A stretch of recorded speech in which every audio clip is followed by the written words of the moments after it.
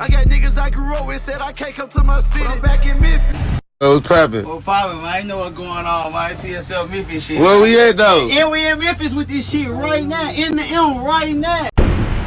We all had a friend or currently have a friend that is a liability. And if you are currently friends with somebody that is a liability, get the hell up out that situation because it is going to turn bad. And it's not hard to recognize a liability either. They're either bad with money, terrible with their emotions, and most importantly, they lack foresight. And usually the ones that lack foresight are the most dangerous liabilities to be around. These are the type of liabilities that will come visit your house, see an Amazon package at your neighbor's house, and steal the goddamn package. They ain't thinking about the fact that you gotta live there. They ain't thinking about the fact that the Ring camera is capturing the whole goddamn crime. They just living in the moment. Next thing you know, your neighbors is knocking on your goddamn door, asking where they goddamn blow up doll at, putting you in a stressful situation while they back at their house living stress-free, filling up the goddamn blow up doll with KY jelly. Liabilities are the reason why I don't make new friends, because you never know who you are becoming friends with. You could be befriending somebody that got a lot of enemies, and you'll never know this person got a lot of enemies until you run into these enemies with this person. Next thing you know, you getting your chest thumped in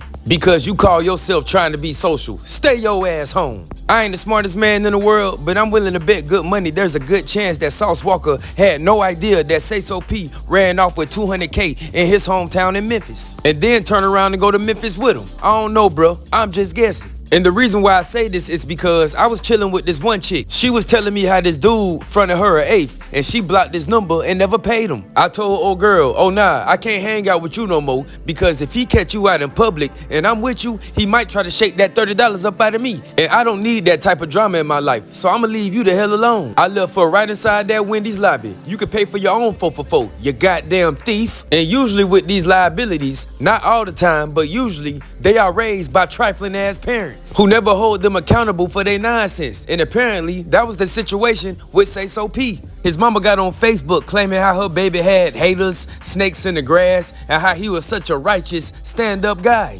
This is the type of lie that keeps mothers losing our sons. My son never stole nothing, never ran off with anything, didn't have to. Haters set him up, but not because he stole a dime. He would give you his last before he stole anything. Please stop spreading rumors. Let me repeat that. He didn't have to take nothing from anyone. Money was not a goddamn factor. He was too loyal to the wrong people. That was his biggest downfall. Haters who were envious unalive my baby. But I won't let y'all steal my baby legacy, not today.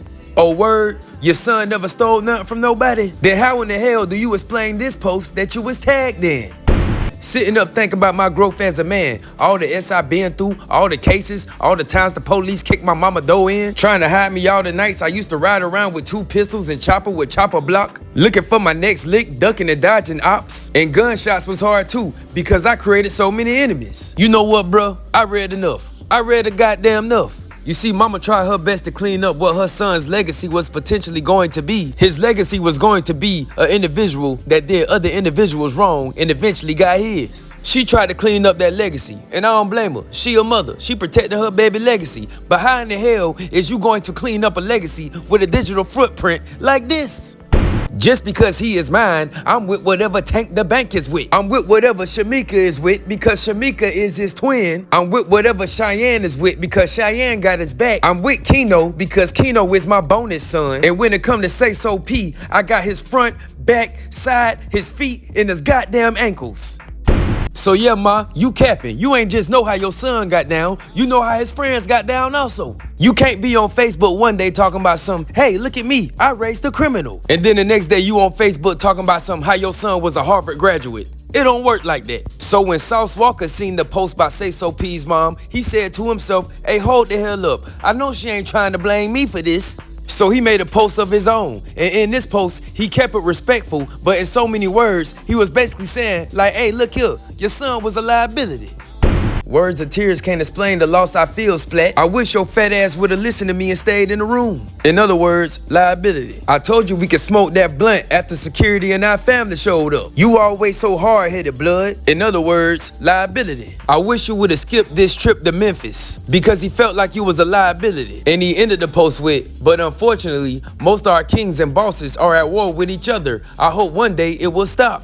And so basically, he was saying that you was a liability to yourself. That's why Sauce Walka was in such high spirits after the incident. He understood what the hell was going on. He understood that he was hanging out with a liability. And he almost lost his life because of it. He feel like he lucky to be alive. It's like, yes, I'm in a great mood. I'm blessed and highly favored. I almost lost my life from hanging out with this dude. You ever hung out with somebody and you had to stop hanging out with them because they was wild as hell? And then the day after you stop hanging out with them, they get their ass whooped for being wild as hell. And then you say to yourself, you see, that's exactly why I stopped hanging out with them, because they wild as hell. I just felt like they was gonna get their ass whooped for being wild as hell one day, so I just had to fall back. That's exactly how Sauce Walka felt about SAYSO P. But he couldn't fall back from him because SAYSO P was signed to him.